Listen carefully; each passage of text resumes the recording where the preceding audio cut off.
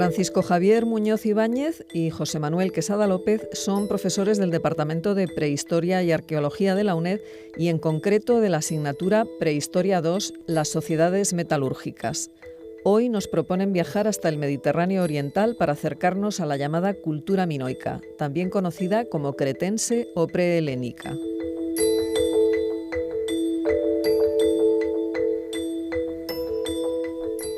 José Manuel, Paco, muy buenos días y bienvenidos a Sin Distancias.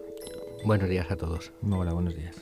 Bueno, para hablar de la cultura minoica yo creo que sería fundamental, en primer lugar, situarnos en el espacio y en el tiempo, ¿no, Paco?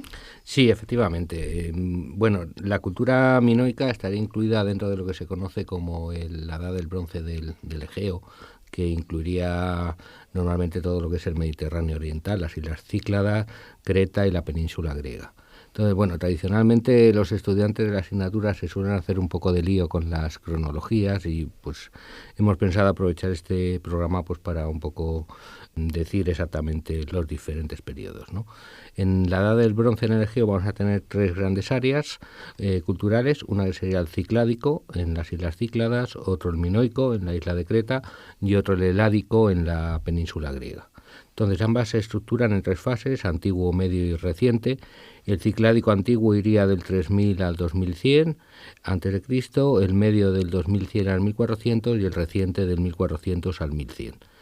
El minoico se articula en un minoico antiguo que iría del 3000 al 2000, el minoico medio del 2000 al 1550, el reciente del 1550 al 1050.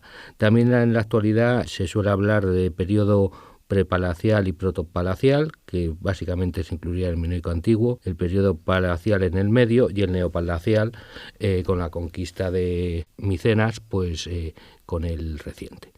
Y por otro lado, pues el heládico se articularía en el heládico antiguo, que iría del 3000 al 2100, el medio del 2100 al 1700 y el reciente del 1700 al 1150.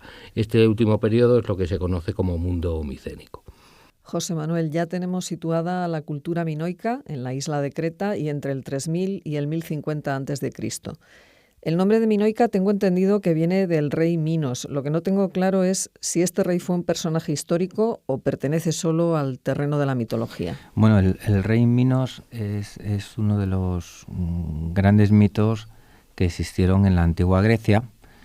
Y los historiadores y los poetas griegos de la Grecia clásica y arcaica lo sitúan en Creta.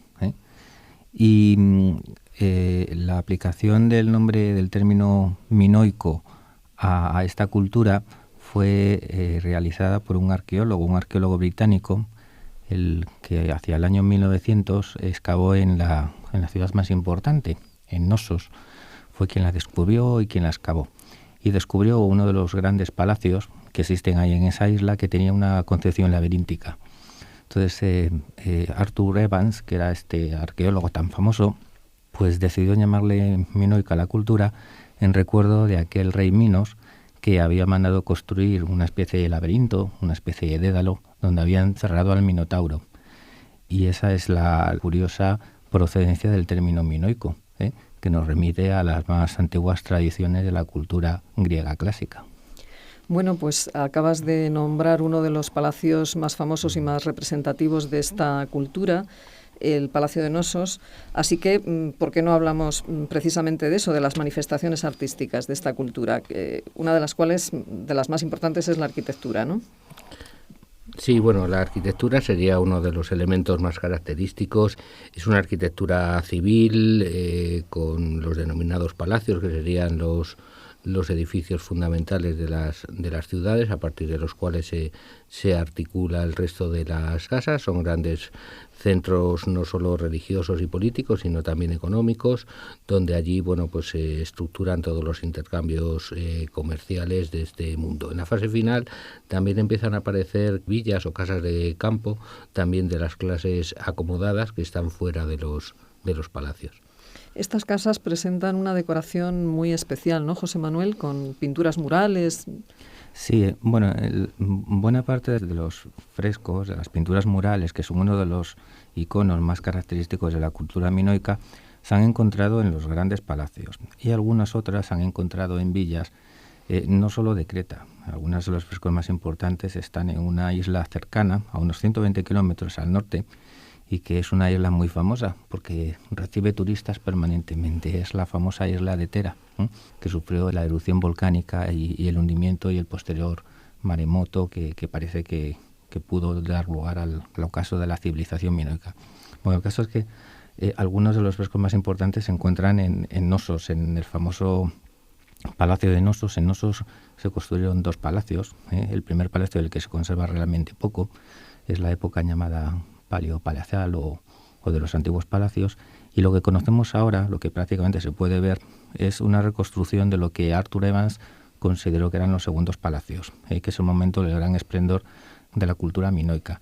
Son complejos arquitectónicos muy elaborados, que prácticamente cumplían 5 funciones. Eran residencias de los soberanos, era también un centro administrativo desde el cual se gobernaba el territorio más o menos inmediato.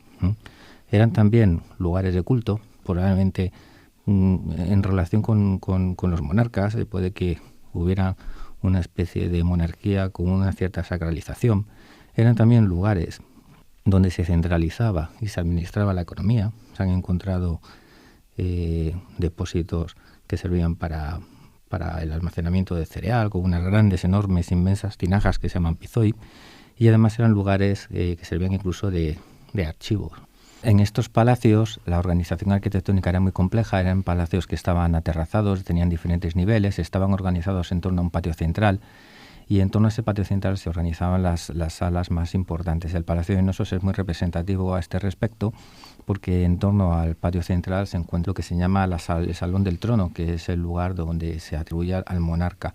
Hay además, junto al lado del Salón del Trono, santuarios, hay un depósito de ofrendas, y en el lado contrario, en la otra vertiente del patio, se encuentra lo que se llama el Megarón de la Reina, que es un lugar muy famoso porque pues, es una especie de bañera, eran las habitaciones particulares de lo que podía ser la soberana. En esos lugares es donde se han encontrado algunos de los frescos que tú decías, algunos de los frescos más famosos y que casi todo el mundo conoce. El famoso fresco de los delfines, el famoso fresco del príncipe de los lirios, o un fresco también muy, muy conocido en el que hay una serie de posibles sirvientes que van en procesión junto con unas jarras y que están adornando lo que sería una especie de pórtico, un pórtico adintelado con unas curiosas columnas, las columnas minoicas, que son unas columnas tronococónicas que descienden en grosor conforme va bajando hacia la base.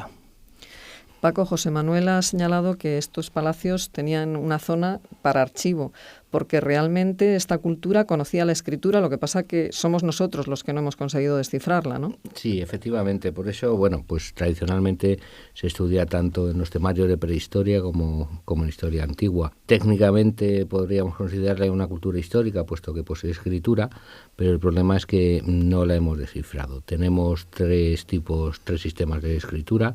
El más antiguo sería uno de tipo jeroglífico, el lineal A, que no está descifrado, y el lineal B, que sí está descifrado. Y es el más reciente, Sí, ¿no? Ese sería el más reciente.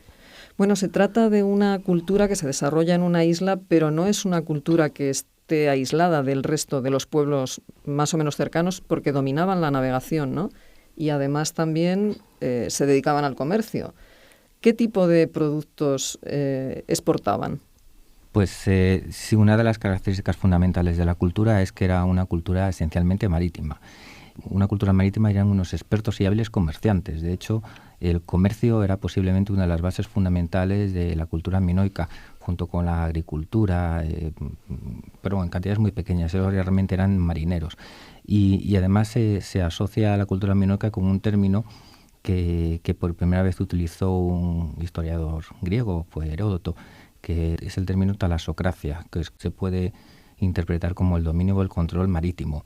Algunos especialistas han considerado que además de tener una flota comercial, los minoicos tuvieron que tener una flota naval de combate, y que por lo tanto la imagen que tendríamos de los minoicos no era una imagen tan pacífica o tan ingenua como la que parecen desprenderse de los frescos y de las ciudades y de los palacios que no están amuralladas. En todo caso, lo que hay que tener en cuenta es que Creta en estos momentos estaba inmerso en un enorme circuito comercial que implicaba todo el Mediterráneo oriental, y en el que se encontraban como escalas de comercio Egipto, toda la zona de Palestina, la zona de Siria con importantes ciudades comerciales e incluso el sur de Anatolia. De hecho, los minoicos no solo desarrollaron actividades comerciales con esta zona del Mediterráneo oriental, sino también con la Hélade, con lo que serían los futuros caudillos micénicos. Y hay posibilidades de que incluso también tuvieran algunos contactos con las zonas del Mediterráneo central.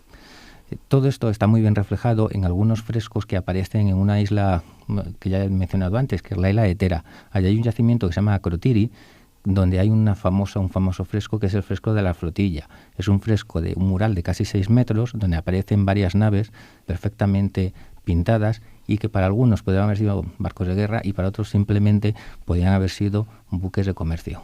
Bueno, pasemos a otro aspecto de la cultura minoica, que sería el mundo de las creencias, por ejemplo, a través de las formas de enterramiento, ¿no? Sí, bueno, la sociedad cretense es una sociedad plenamente jerarquizada, con una oligarquía político-religiosa, y eso, bueno, pues lo podemos ver perfectamente en los enterramientos, con la diferencia de ajuares existentes. Realmente vamos a tener 3 tipos de enterramientos. Los enterramientos generalmente son inhumaciones individuales. Se pueden realizar en los pitoi, que son estas grandes vasijas que se usan no solo para el almacenamiento de grano, aceite o vino en los palacios, sino que también se utilizan para depositar al difunto con su ajuar. Luego, a partir del minoico medio, tendríamos los larcanes, que son cistas de piedra de planta elíptica, y también, sobre todo en el minoico medio, aunque ya se empiezan los primeros a realizar el minoico antiguo, tenemos los enterramientos tipo toloi, que son también enterramientos individuales, generalmente de planta circular, con uno o varios ábsides, con la cubierta realizada por aproximación de hilada y cubiertas por un túmulo.